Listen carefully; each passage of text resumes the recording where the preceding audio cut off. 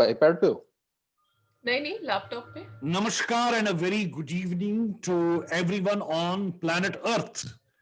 Because this particular program that we are hosting um, in the name of the resurgence of the Hindu mind and Hindu heart is actually not a call to awaken Hinduism. No, no, no, we are not doing that. Hinduism was always awakened. Hinduism was always there. We are actually in this program today going to focus on something very, very, very targeted. And what is that is how suddenly we are seeing a resurgence of common man's interest in its glorious past and the common man's interest in understanding what is Hinduism and in common man's interest in pursuing it in not as a political stunt, but pursuing it in its daily life and seeking its knowledge and practicality. So I have today with me three individuals from three different parts of the world. Two of them are based out of India. One is based out of UK, and all three of them have Indian roots, and all three of them have their own experiences and set of examples to talk about the topic today, which is the resurgence of the Hindu heart and Hindu mind.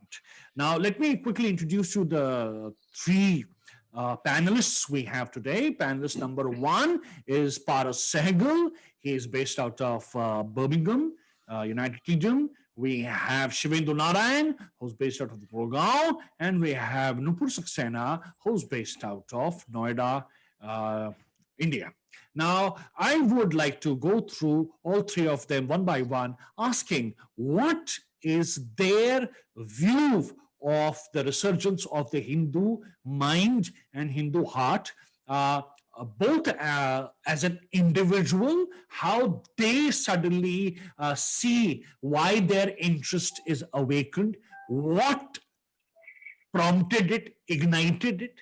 When did they suddenly realize that they are Hindus and they should look into their past and they should look into their glorious scriptures and the science within the whole paradigm called Hinduism or the Sanatan Dharma?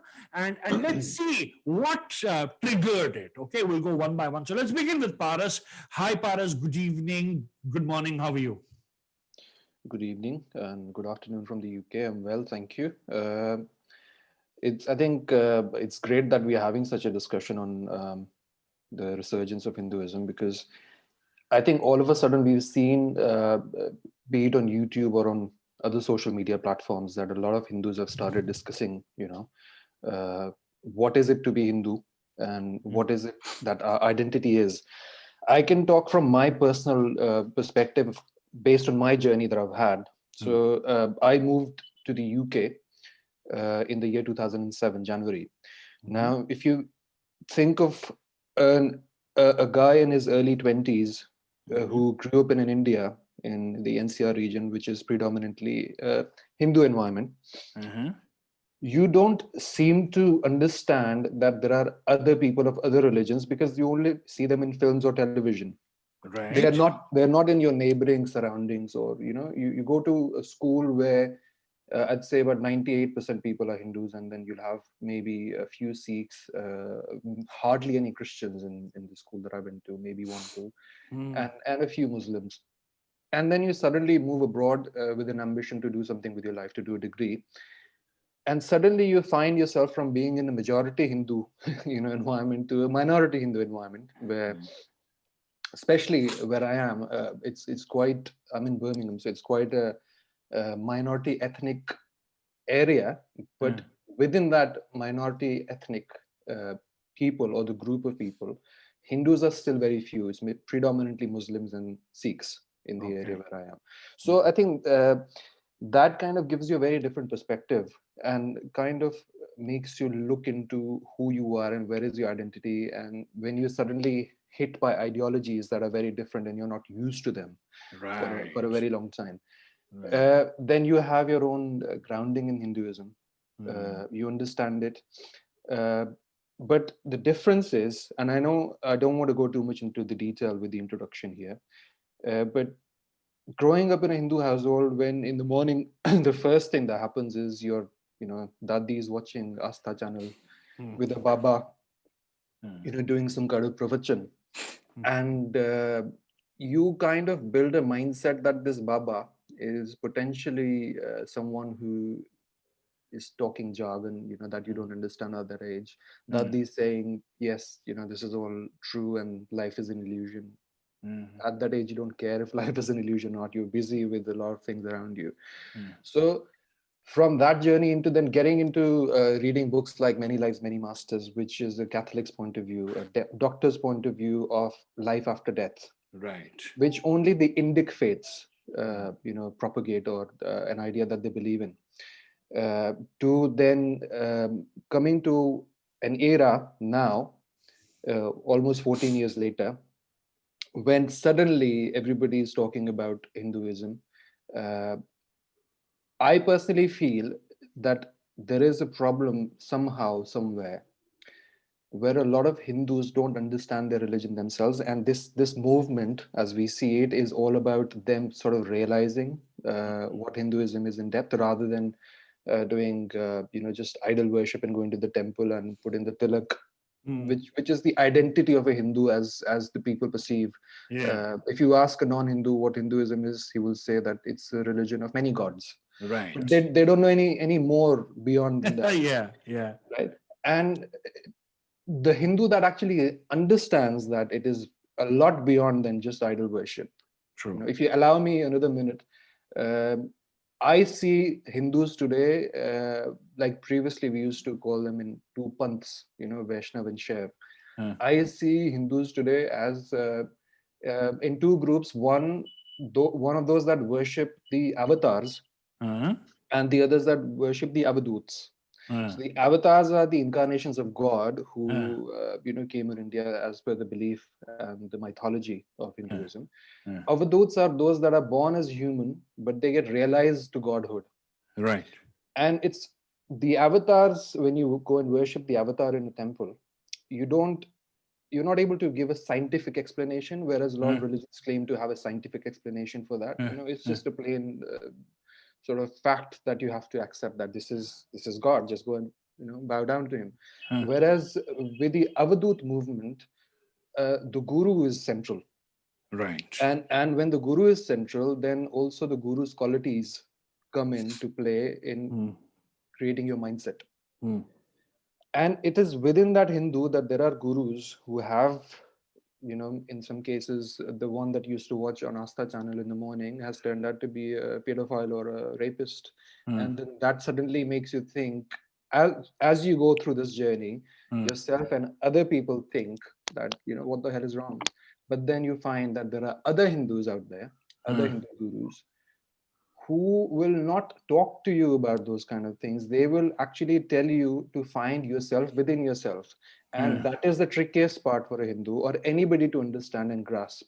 And I think a lot of people are coming to that level now, which is why this resurgence is happening, as per me. Okay. Let's talk about what triggered your interest as an individual. Was there a particular incident? Did something hurt you, or did something come as a lightning bolt and you said, "Oh God, what the hell? What is this?" Did it come to as a question, or did something attack your faith? Some particular incident that you could remember that you think ignited you, it triggered, it started the whole flow of it inside. I can't say one. I think it has to be a series of them. Okay. And I think I have to involve a bit of politics in this, without a doubt. Okay. Right? No, that's okay. Because of what is happening in India right now is a Right. very sorry state of affairs. Because Right. you would see that the BJP party, which is the ruling party in India, which has been labeled as a pro-Hindu party, right, or pro-Hindutva party, or for spreading Hinduism and lynching all that's not Hindu. I think so. It's a kind of a. My problem is the victimhood by all this, left-wing so-called liberals who claim that because the ruling party in India is a Hindu party, that means anything that they do, we are allowed to protest against it, or we have a right to protest against it, whether or not it's right. And the argument for me boils down to that these people do not argue on facts. Right. They just cry. Okay. So, for example, if you look at the CAA, what is the CAA that happened last day, the protest? People don't understand it. Yeah. They're sold at 300 rupees per day and biryani 3 times a day to sit and protest there, just because they have to protest against a Hindu government who is Right. actually trying to protect the minorities from different countries where Hindus, Sikhs, Buddhists, Jains are in minority. Yeah. What's And are wrong with being that? killed and culled and being almost exterminated Yeah, as the women are being raped. They have been persecuted, forceful conversions. Families are destroyed and overnight. You don't have anyone protecting them. So if Yeah. a nation that is predominantly a Hindu nation is coming forward and protecting or giving them an opportunity to save themselves, then what's wrong in that? Why should you protest? So my whole point being that just because the BJP government seems to have a very pro-Hindu agenda, or seems to also, because they don't actually go out and say things like that. No one, you would never see Amit Shah or Modi giving a speech on I'm a proud Hindu or whatever. You'd see a lot of people from other religions saying I'm a proud this, I'm a proud that, but I've never seen anybody from BJP saying that. Yeah. Right. Yeah. So I think it is time for us to realize that although we don't have a defined identity, because it's a universal religion, we don't grow a beard to show what we are. We don't wear a headscarf. We don't do things to look distinct. We are an inclusive religion. At the same time, we also And need we are to very realize diverse. we are very diverse. So We have somebody would have a Vaishnav Tika, somebody would have a Shaivite Tika, somebody would have a Janeu, somebody would not have a Janeu, somebody would be dressed like you and me. So it's really most of us are dressed like me and you. There are very few who would be who go on the path of priesthood or devoting their life to preaching Hinduism. Yeah. But that does not mean that you and I don't understand it. Right. Because we wear these Western clothes, that does not mean that we don't understand what Hinduism is. So I think a lot of people who, and I won't even call them anti-Hindus, or shall I say people of other religion.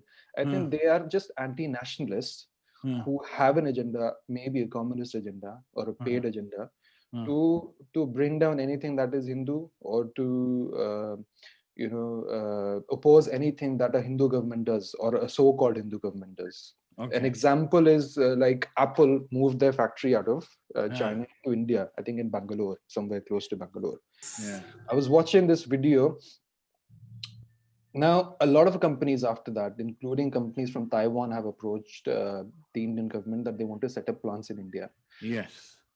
Now, there is this anti-nationalist movement in India, and there were some members of it who instigated the staff of one of these companies that have moved their factory, Apple factory, from China to India, to break their offices, literally smash them, because their salary was delayed during COVID times by 4 days. That's a hardcore communist student outfit called SFI.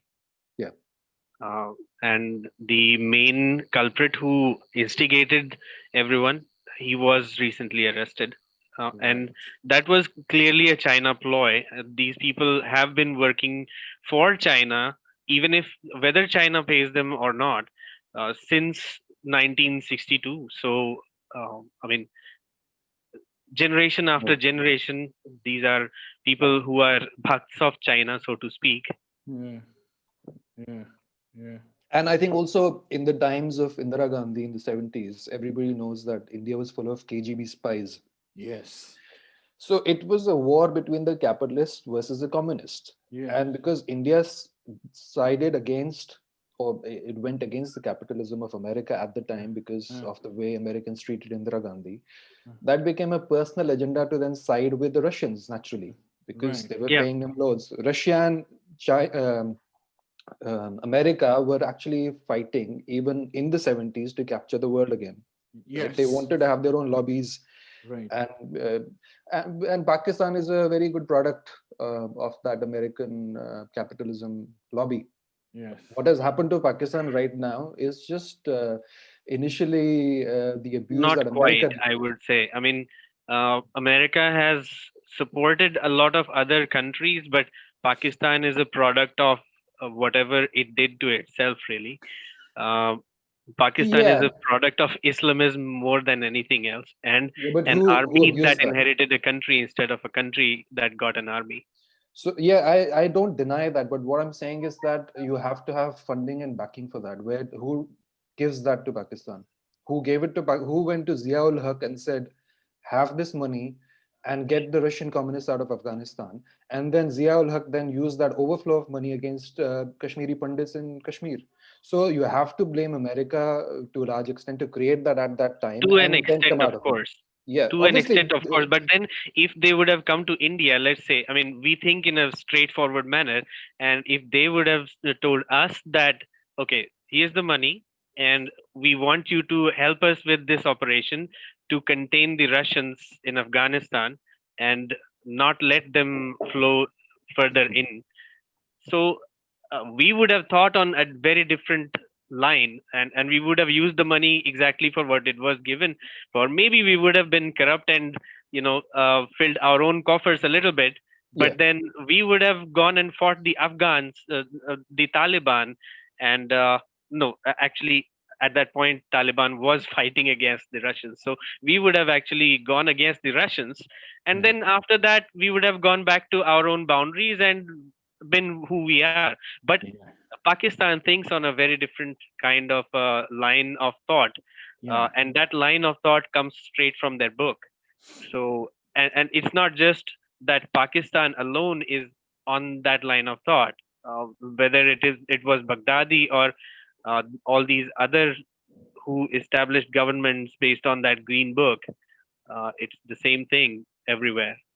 So what we can see is that Pakistan did have an ulterior motive, and that ulterior motive is based on Sharia, is based on Muslim Brotherhood, is based on the concept that we are believers and the others are non-believers, and that's why the funding, the money that came in, that was an easy money, and America saw an opportunity to disrupt the whole politics in this region, or the yeah, whole.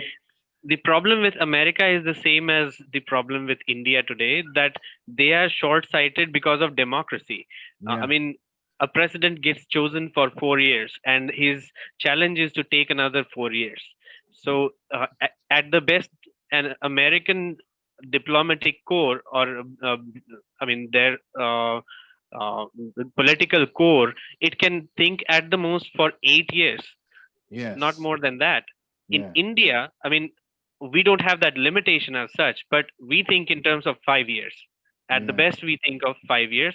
Yeah. And if we have got a really, really strong government, like the mandate we gave this time, then a government can think for 10 years at the max.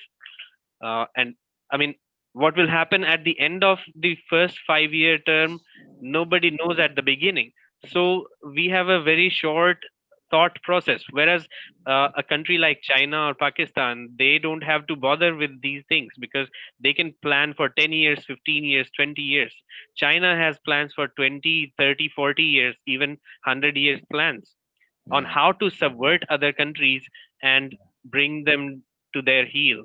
yeah. I Right. think So can I add something to that, Shvedu? I completely agree with that, but I also know for a fact that even America has such plans. So how I read America, and in my studies and understanding, uh, there is a elected president who obviously comes in for 4 years, and it is all about the appeasement of people and minorities and policies. So the way I look at it is that the president only forms policies at domestic levels or potentially some foreign strategic levels. But when it comes to the strategy, long-term strategy is defined by a deep state. Yeah, it's that's definitely the Pentagon. case. Yeah. It's Pentagon that actually plans ahead. Who do we need to go on war with? Who do we need to occupy? Where do we need to get our oil from? How do we need to set up trade lobbies and our lobbies in other countries? That is not something that the president for those reasons is just a dummy. in America, and I think that's Yeah. where India is lacking. India should Mm. also have that kind of a thing. So the geopolitics, but then yes, that geopolitics, is so beautifully created and crafted over there that and again they are not set of fundamentalists sitting over there. They're really patriots sitting over there who know how to destroy the enemy.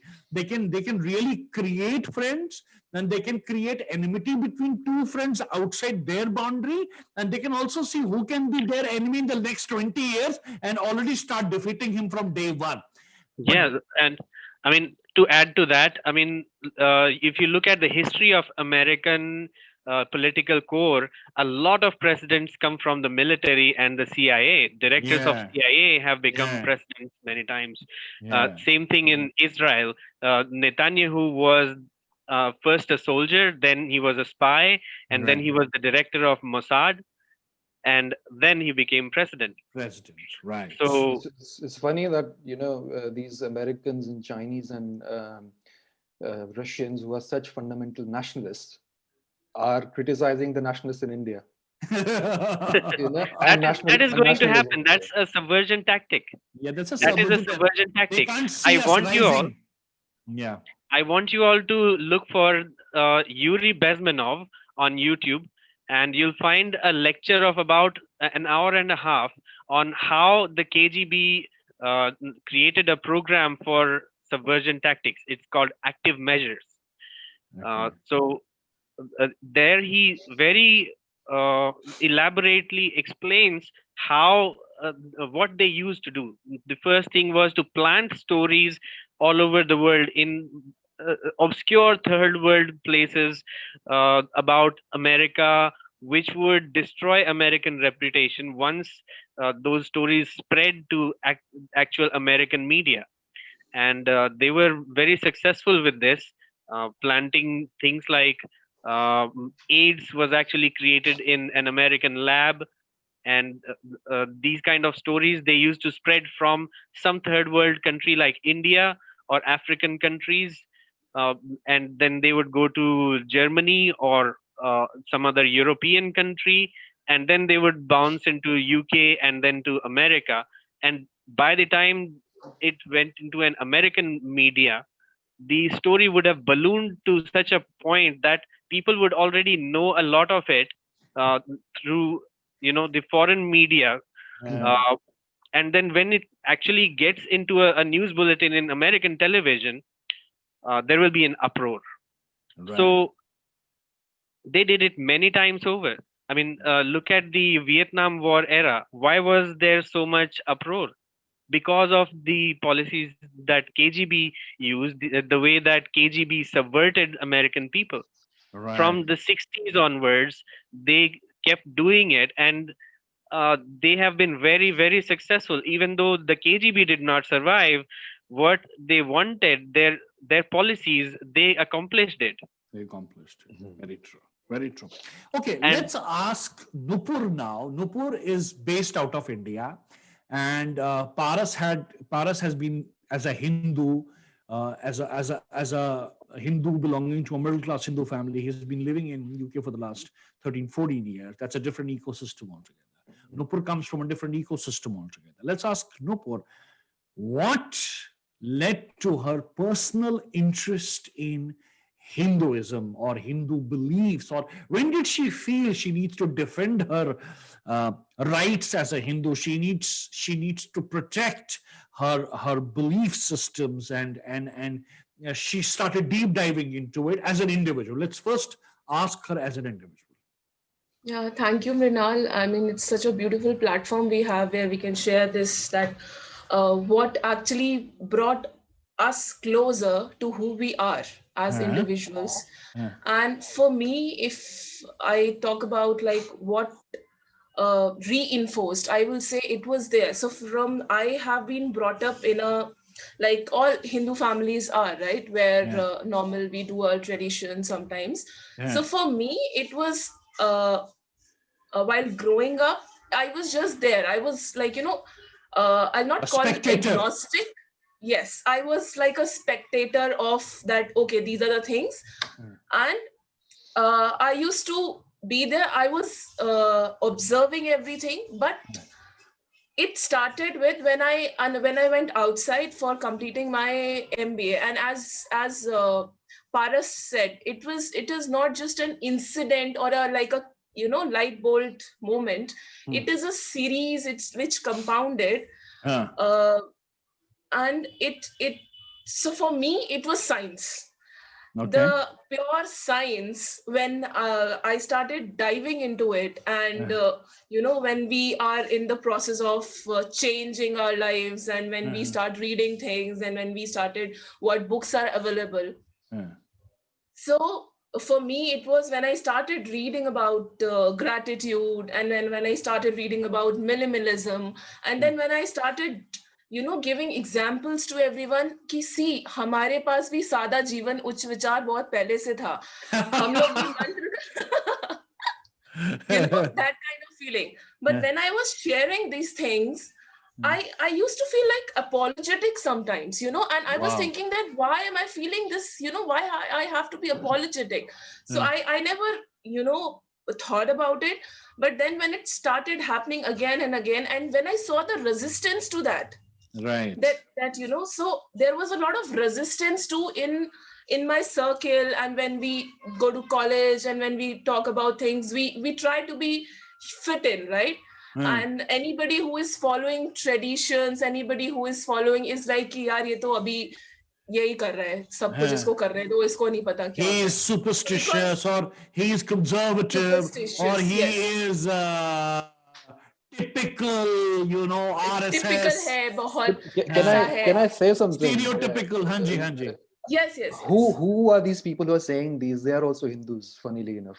A lot of them. Yes, I mean, that was the moment, that was something, because I'm like, why are we becoming so apologetic about who we are and what we are doing? So and then now when I am reading all the science behind it, and after reading so many things, when I come and say ki, it's about saying gratitude and thanks, but we were there, we were saying mantras. हम अपने घर को भी thanks बोलते हैं जब हम गृह प्रवेश करते हैं, तो हम खाना खाने के पहले भी थैंक्स बोलते हैं. But these things were like कि ऊपर से something is like some people are brushing it off, and all those Hindus are there. Right. So what reinforced it, वो कि there is something which is not right here. There is something in the whole ecosystem which is happening, which is making people feel so somehow ashamed of their traditions, their things. And even when science is proving it again and again, why are people running from it? Why are people? So even after associating our yoga with science, it has been proven. And Mrinal, how we have discussed about that breath is everything and how it changes the mind. Yeah. So even when I tell people this, it's like कि यार ये तो religion की बातें मत कर. So the very fact that it's for our own well-being and we need to talk about it. And then I saw the resistance to it. I mean, these selective narratives. I am reminded of something, Shivin. I want to share it with you. I think Nupur would remember that, and Paras doesn't know about it. So there was this lady. I'm talking about this girl, the one who was in Tilak Nagar, who's running that school. What's her name? Yes, Arpita, I think. Arpita or something is her name. Something. She runs this spoken English school. There's a and she runs batches, and she's got a lot of students there in Tilak Nagar. And she asked me, can you come and give some, sessions? I said, yeah, I can give some sessions.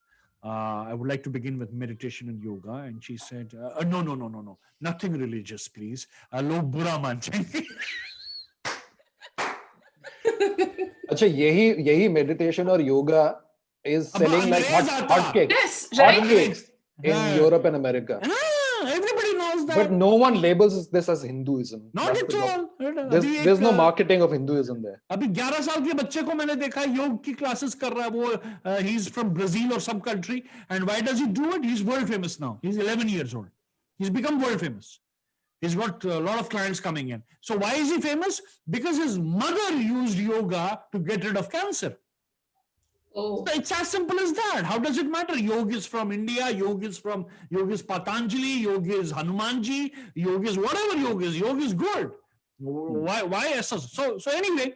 and Rinal, there is this trend, to oppose. There is this narratives which are being set by this ecosystem of people who oppose it. Anything which comes from, if we talk about Ayurveda, if we talk about anything which is for well-being, it doesn't even talk about religion. But then there is a narrative which is there to resist this. Oh, it is ये तो research भी नहीं किया, ये तो ऐसे ही follow हो रहा है, and then they will write articles about it, that how people follow it, and this mentality of somehow is there to, वो British. That yes, God, if Britishers have done it, then we are, we will do it. That mentality of becoming followers. That's We are Stockholm not syndrome. followers. We are always leaders. We are the leaders, and we need to own it.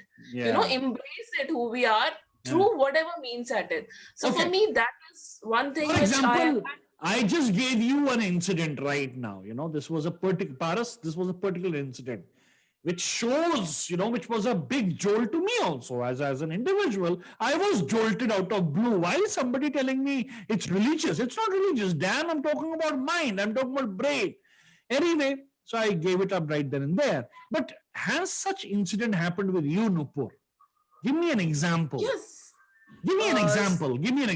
I want to hear an example. When you think somebody was misrepresenting your faith, your religion, somebody was making fun of it, or somebody was, whatever, it could be anything, and you realize, no, dude, you're wrong. I'm going to throw a phrase to you, which will probably give you a jolt. Okay.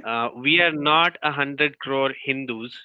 We are 99 crore proto-Christians and 1 crore Hindus. Proto-Christians, right? Yeah. That's a colonial impressionism thrown in the name of education and, education. 99, yes. Education definitely, because, the previous regimes that have promoted a certain kind of education, which was basically meant to make us the slaves of the British, right? And it has just continued. I mean, those people did not even have enough talent to write new laws. They just stole the 1935 Government of India Act and just called it Constitution of India for the most part. So that's one of the things to contribute to our sociopathy, so to speak. And yes, it has, along with that, the generations upon generations of being tortured and being put in cages by foreign invaders. It has definitely created a generational trauma and a Stockholm syndrome. And that's what it comes out in the form of parents telling children, we don't talk about this. Yeah. I can say for myself. Or violence is bad. Because all those people, the Kshatriyas who committed violence to protect us, they died. So now the people who are left are the ones who could not fight. Who Shudras and these, the traders, Vaishyas. Basically everybody else who could not fight and bowed their heads in front of the invaders. So now the lessons that have come to us from those enslaved generations is that violence is bad. Violence itself is not bad. It is the nature of man. Yeah. Just hold on.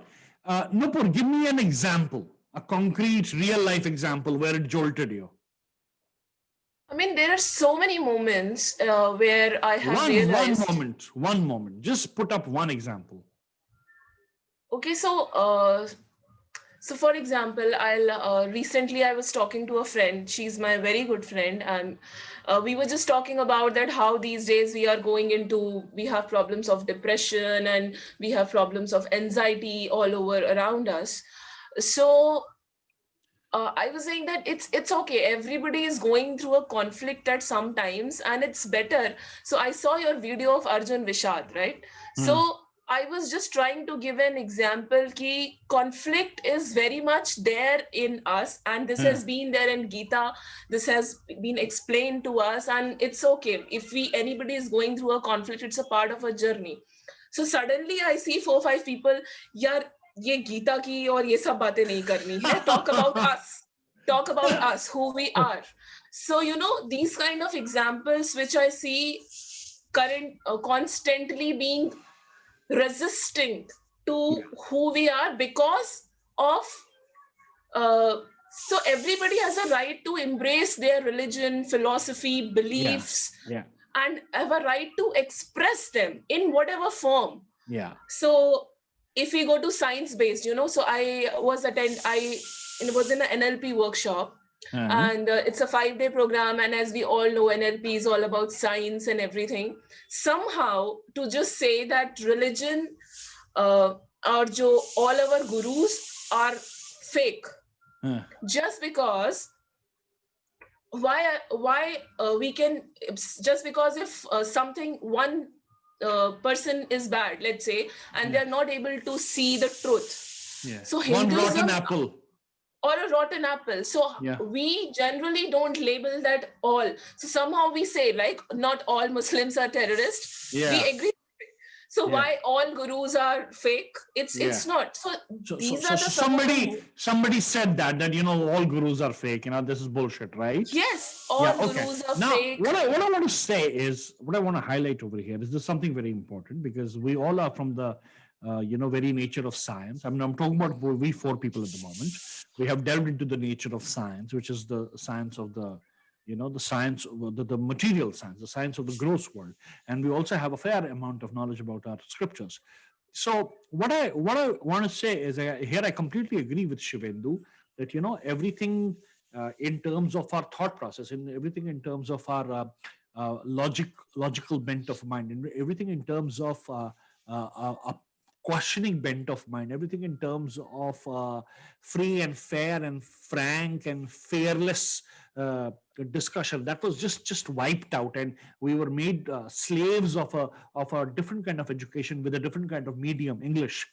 And so we began a journey in the darkness, and that's where we had to literally accept whatever was given to us. And that's why we are nowhere, because in our previous generations, when we were really into Gurukul system, we had both the Bhagavad Gita and Galileo Galilei as our textbooks. आज की date में अगर आप किसी हिंदू के पास जाते हो, किसी भी एक नॉर्मल हिंदू के पास जाते हो, I can bet you he neither knows about Bhagavad Gita nor he knows about Galileo. Now Galileo is called the father of modern science. अगर आप लोग पढ़ोगे Galileo के बारे में, he is the father of modern science. मतलब वो Isaac Newton से पहले है. आइजक न्यूटन का बाप माना जाता है, अल्बर्ट आइंस्टाइन का बाप माना जाता है, और मैं आपको बता सकता हूं उसको उसका बाप क्यों बोलते हैं. I mean, I have more respect for Galileo Galilei than I have for Isaac Newton and Albert Einstein. Can you believe that? Because I've read Galileo. I know who Galileo is, okay? And at the same time, I have read Bhagavad Gita, so I can talk about Bhagavad Gita and I can tell you how two twain completely meet. So I am somebody who's neither a Hindu phobic nor an Islamophobic or not a... I'm somebody who's treading the path of science, pure science. It could be science of the material world, it could be a science of the metaphysics, both the science, and I can see the results, I can see the proofs and everything. But if you go to an ordinary Hindu, he will start brushing you away, and then you ask him, besides virginity, besides premarital and postmarital sex, what else do you know? So trust me, he wouldn't know about anything about Galileo Galilei. He wouldn't know anything about Bhagavad Gita. And he would pretend to be a Western guy because he's wearing the torn shirt from Zara. I completely agree, Mrinal, because right now, as we are talking about language, I'll show you. So these are the books on my desks, right? So somehow, this is one book because we have been brought up in that language, convent and everything. So we read those kind of books. So this is one book which I'll be reading. It's a beautiful book, Conversations with God. I will suggest it to everyone. And this is another one.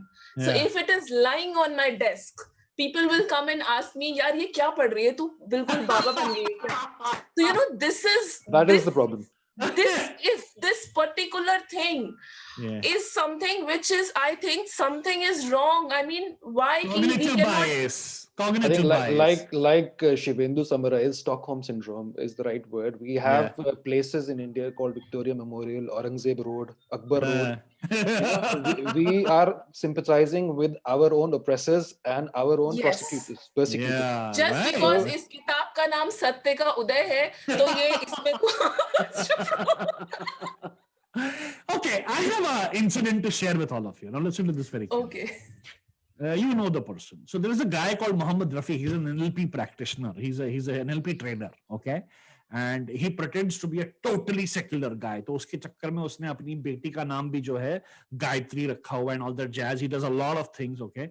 By the way, उसके ऊपर cases चल रहे हैं. 11-12 cases यहाँ पे ही चल रहे हैं. दिल्ली में चल रहे हैं. वो दिल्ली में आता ही नहीं है. So what happened is he started actually commenting on Hindus a lot in the WhatsApp groups. Sadhguru chor hai. I don't believe in this. I am a very secular person. पता नहीं क्या फालतू का हमें वो secularism घंटा हमें समझ ही नहीं आता. What is secularism? We are Hindus. How can they be secular ever? How can we be secular? We are अगर Hindus. तुम Damn secular it. हो जाओगे तो शर्क नहीं हो जाएगा. शर्क नहीं हो जाएगा. What is that? Shirk, which means you're basically anti your religion. Basically, it's okay. Which means murti it's like puja. it means basically anything that's not halal is haram. Okay. I mean, damn it, I don't know whatever he was. That means he doesn't know our history at all. One day what happened? चलो बहुत कुछ बर्दाश्त कर लिया मैं बर्दाश्त नुपुर भी बहुत कुछ बर्दाश्त करती और भी स्टूडेंट्स बहुत कुछ बर्दाश्त कर रहे थे वो.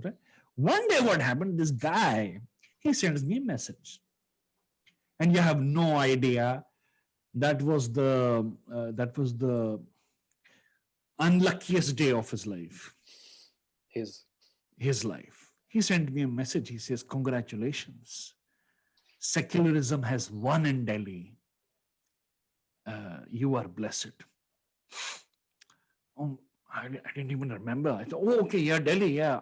Okay, Arvind Kejriwal. I said, okay, fine. But I said, I'm not in Delhi. I'm in Haryana. I'm in Gurgaon. I don't live in Delhi. Oh, he said, no, okay, no problem. No problem. But I'm sure you will be happy, right? You know, you are a secular person. I said, I vote for BJP. So what are you trying to say? Said. No, hold on. I said, because मुझे कुछ दिख रहा था आते हुए जो आ नहीं पा रहा था तो मैंने जानबूझ के आग में घी डाल दिया. मैंने कहा, I vote for BJP. So I want to understand what you're trying to say. Oh, shit. So you are also a communal person. Oh, I'm so sorry. I didn't know that you're a communal person. And this guy teaches how a common man commits the mistake of generalizations because he's opinionated. He teaches that to others. Generalizations that come forth because you have a opinion. I literally wanted to ask him, Saleh, likh kya raha hai? What you teach to others, you're actually committing the same.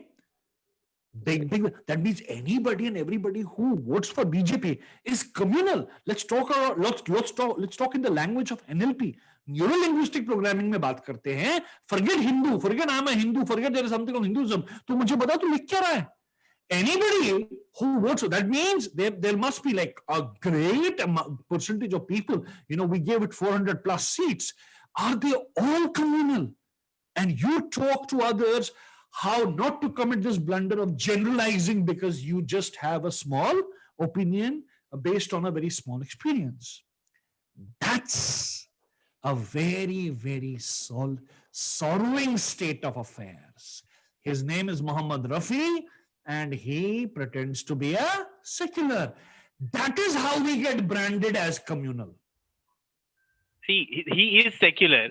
No! Secular is equal to anti-Hindu. Simple secular as that. No. I think I'll go a little further. Secular is equal to being an ass. You are thoroughly ignorant. if you have the slightest of knowledge of this religion, Or Muhammad Rafi, that means. exactly, slightest of the knowledge of this religion, you would go to the constitution, you would go to the book called, the book of constitution, and you would tear away the pages which write that we are secular. We don't need to write it. Hinduism ki wajah se secularism hai. Don't I tell want to Hindus do a be. punchline on it. Only the state is secular. People are meant to be communal. Absolutely. You said it the other day also, and I love this line, that the state machinery is supposed to be secular. The doctors are supposed to be secular. The engineers are supposed to, the plumbers are supposed to be secular. The railway ticket ka TTT is supposed to be secular. Not me, not the priest, not my girlfriend, not my brother, not my mother. No. Why secular? We will follow some path and we will disagree with something. Now, for example, as Paras very wonderfully said, that we have much more than Bhagavad Gita, or we have much more than idol worship. We have idol worshippers, we have duality worshippers, we have Tantra worshippers, we have Advaita worshippers, we have Charvakas who don't worship any god, and Charvakas say there is only one thing, that is materialism. God does not exist, spirit is bullshit, and they're Hindus. They're Sanatan Dharam. They're part of Sanatan Dharam, Charvakas. And we worship them, we love them. Arya Samajis, they worship the fire. Samajis, yes. Radha Swamis. Radha Swamis, absolutely. And we love them, we respect them. So we are much more than what you think. But your book, if I point out that one book, that is, I was reading Dr. Zakir Naik. I mean, I was listening to him. He clearly is saying, it is written that you have to behead him. ये आपकी वो है Call. ये आपका call है, ये आपकी duty है, ये आपका धर्म है. Now, somebody, a normal human guy, a normal human being. I was talking to a normal human being. I was not talking to him, I'm sorry. I was listening to him in the discussion, and he said it point blank. He said there is only one problem with your secularism. So the other person asked, what is the problem? He said, there is a problem. And the problem is, as long as Hindus are in majority, Muslims want secularism.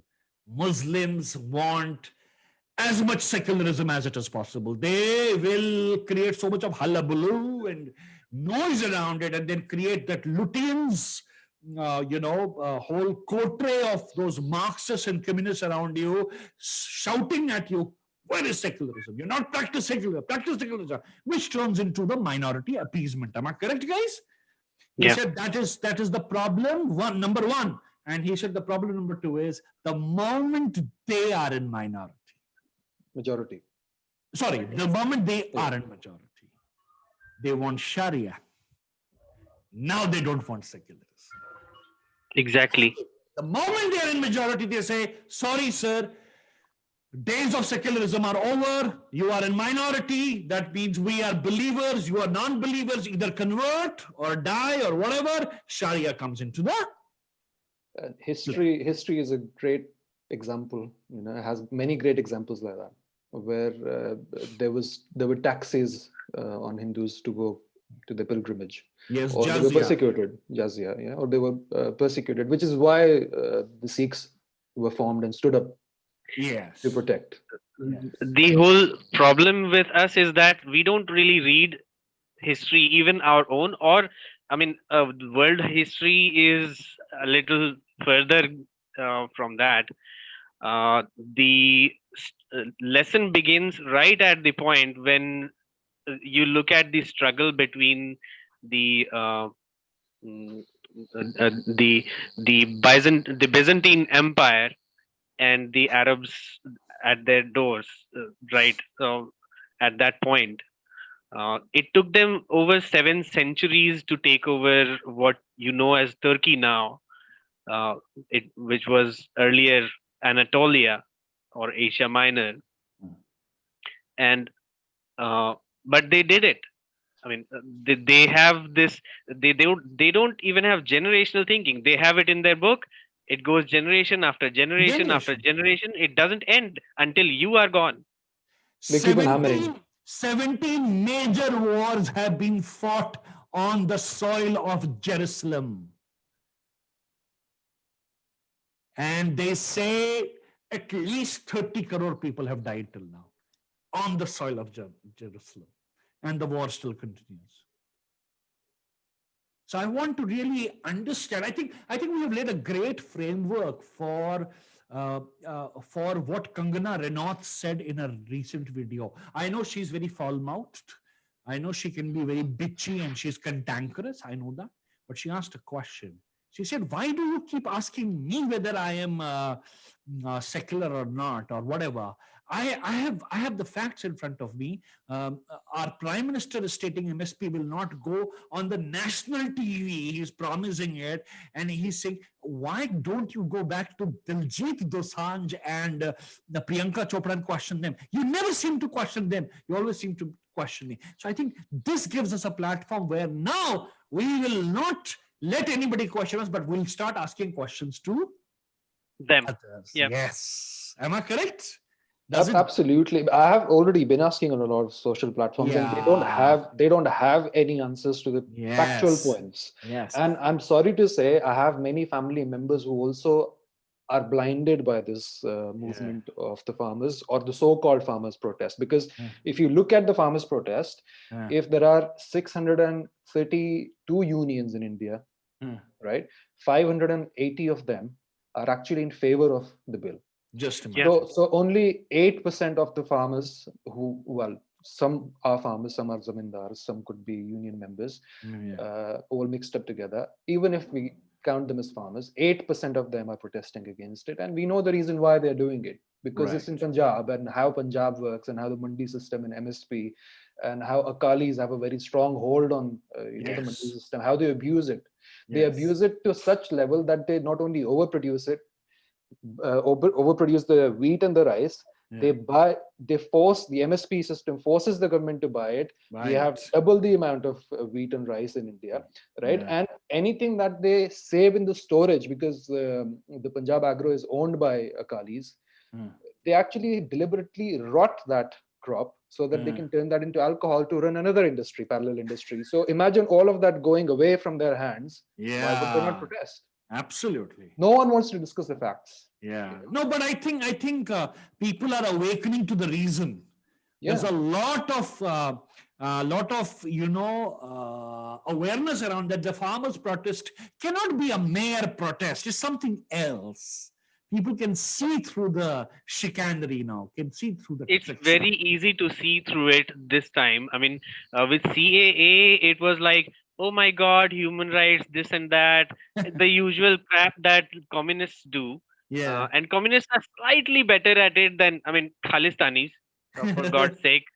Those guys just don't have the same, the experience, so to speak, in mounting protests for nothing. I'll tell you something on this, Shivendu. I think one, you said rightly, experience. The other thing is that 99% of the Sikh, who is the real Sikh, is not pro-Khalistan. So they do not have, the Khalistanis do not have the support that they need, because their ideology is not endorsed by the rest of the Sikhs. There's only very, very few. The real Sikh understands what Sikhi is and what Guru Gobind Singh Ji said, what Guru Nanak Dev Ji said, the sacrifice of Guru Tegh Bahadur Ji. Right. Not many, when they quote Guru Tegh Bahadur Ji, the typical Khalistani will say that the Guru sacrificed himself for the Hindus. But they don't actually realize that the Guru was not sacrificed alone. There were 3 other Hindus with him.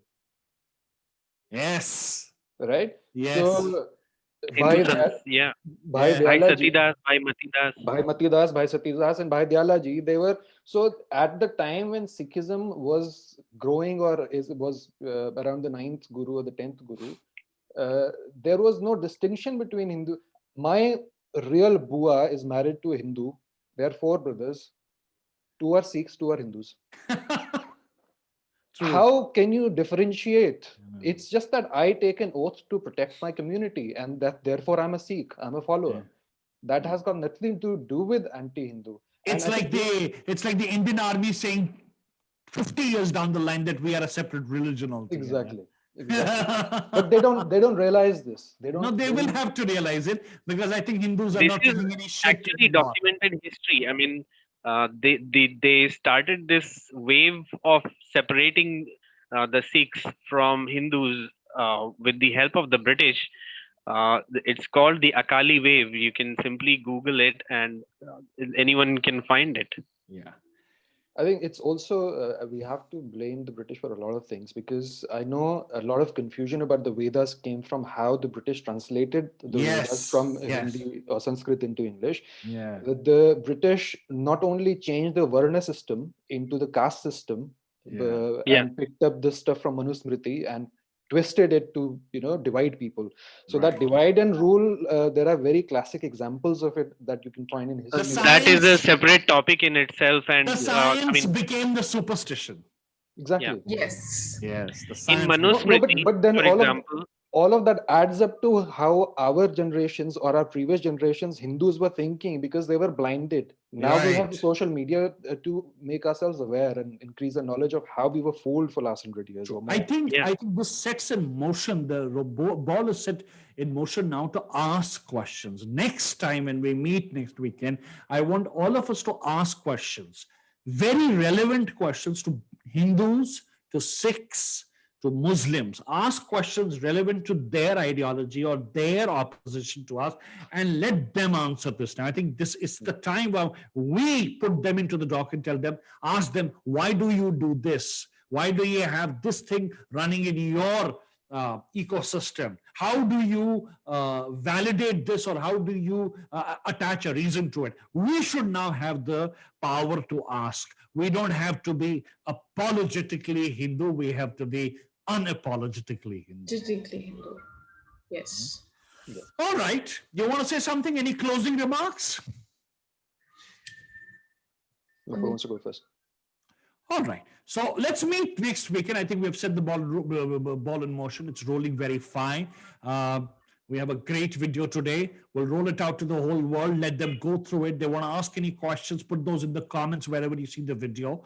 And we are not putting any phone number or an email at the moment. We just want you to write your, questions in the comments. In the next video, we will be putting questions to the entire world. As a Hindu, I have a right to ask. I have a right to ask, why do you think this way about me? Why do you work like this? Why do you not attach a superstition to your own practice? Why are you always pointing a finger at me? We will go a little deeper and we'll be fearless about it. Okay, guys? Yes. yes. Thank All you. right. Thank you so much. Jai Jai Ma. Thank you. Thank you so much, Jai Jai Ma. Jai Jai.